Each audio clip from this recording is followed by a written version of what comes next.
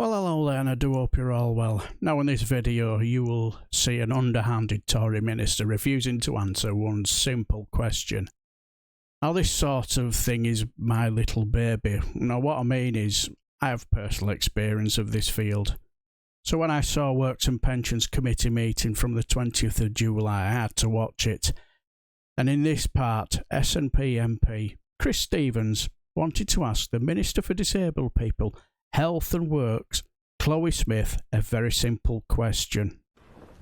Chris Stephens. Yeah, thanks, Chair. Let's just perhaps continue the theme on trust. I noted your comments on outsourcing there, Minister, and obviously Scotland is taking a different path, and I would certainly encourage other political parties to do likewise. So can I ask, the first question is, are you satisfied with the performance of these outsourced services that provide assessments? Are you satisfied with the performance? I am, and I'm going to ask Jill to come in on that because she oversees this performance. Well, I'm asking you, Minister, because I think that this is important when it comes to trust. So are you satisfied and do you support the assessment services where a claimant with visual impairment is asked to read letters off a chart? Do you think that's acceptable?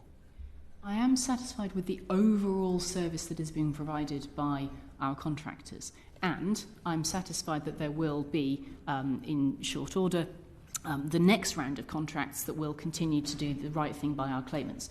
If you give me an individual example where something has gone wrong, I want to deal with that through a robust complaints mechanism, and I want to create improvements. We've spent a great deal of time this morning talking about improvements, which are a natural part of overseeing a system. But you're the policymaker, Minister, so should someone with a severe visual impairment have to read letters off a chart at their assessment? Do you think that's acceptable? I think it's a simple yes or no. Don't you, Minister for Disability? Do you think it builds trust? Do you think it builds trust? I don't have the full details of that case, so I'm not going to be able to. Minister. I'm not going to be able to comment on that specific case. It seems to me that there is something there that needs to be looked into. It's widespread practice, Minister. I'm sorry, Chris, you're just interrupting me. It's widespread practice that people with visual impairments have been asked to read letters off a chart. Do you think that's acceptable? And do you think it builds trust between the claimant and the assessor? I'm going to take that example away and look into it. I do want there to be levels of trust between assessors and claimants. And as you're asking about a policy position, I can also say that these are the kind of themes that we're going to be dealing with in the white paper. As you also are touching on operational matters, there's a number of things we can help the committee with this morning about how we, right now and right here, are looking for that kind of improvement and performance from our providers. Okay, so my next question is, do you think assessors have the specialist knowledge in mental health conditions in order to carry out a reasonable assessment? Yes, and we are ensuring that they do by training and by many different methods of making sure they have the information that will keep them up to date. And do you think the assessment companies have enough people with specialist knowledge on long debilitating illnesses, like, for example, let's pick multiple sclerosis, for example? Do you think the assessors have the specialist knowledge on that in order to carry out an assessment?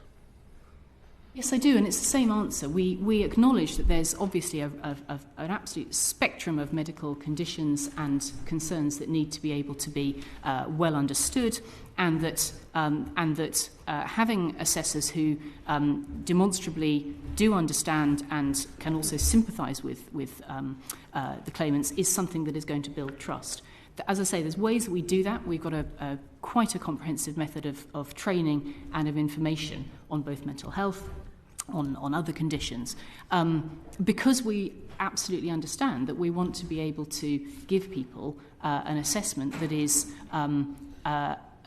correctly responding to the needs of their condition and the functional effect that has in their lives. And in public engagement meetings then, Minister, including the one a couple of weeks ago in Glasgow, those three examples that I've given you all came back from members of the public who'd gone through the assessment services with visual impairments, with mental health or with long debilitating illnesses, who say that they did not believe that the assessors that they had in front of them had specialist knowledge, and that built up for them the high level of distrust in the system. Now, I've got to say to you, Minister, when members of the public say that to members of Parliament at public engagement meetings, we find that highly persuasive. So can I ask then, Minister, what investigations are the Department currently conducting into ensuring that it's building trust in the system when we're receiving so much information at public engagement systems by claimants saying they have huge distrust in the system? Yes, I find this persuasive as well, and I'm absolutely determined to be able to use that kind of feedback alongside what we also had in terms of 4,500 responses to our Green Paper, to be able to improve the system. And as I mentioned earlier on, we will be able to say more about the concept of specialist assessment in the White Paper. And that's because we've been able to reflect on exactly such feedback and what people have told us in a range of other fora as well.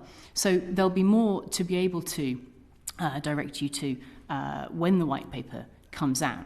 But the immediate improvements that we want to be able to make there, I think, do reside in training and information, as I've been describing, because that's how we can make sure that the assessment that might be taking place this afternoon or tomorrow is well equipped and able to help somebody.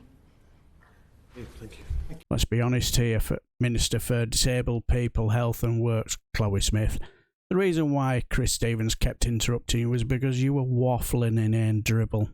Just be honest. Someone whose sight is impaired and is asked to read something off a board is clearly not acceptable, and you know it. Now, the reason why I have experience in this matter was when I lost my job to my emergency spinal operation.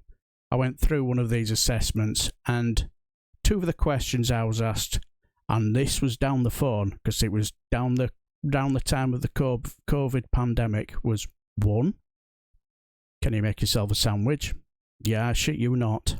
And 2, can you pick up a carton of milk? Yeah, I'm not jessing you.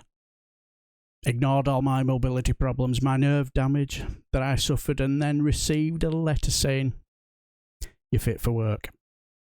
So Chris Stephens is bang on the money. This is absolutely widespread. And when Chris asked about these assessors, are they the right people to do this?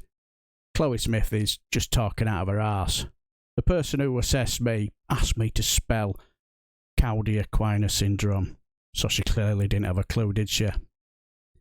And with most operations on this, most people, come out of it with no ill effects. Unfortunately, I was just one of the unlucky ones, and I've severe nerve damage, so I don't know what my future holds, but we're just going to fight all the way. I think we're going to a tribunal soon.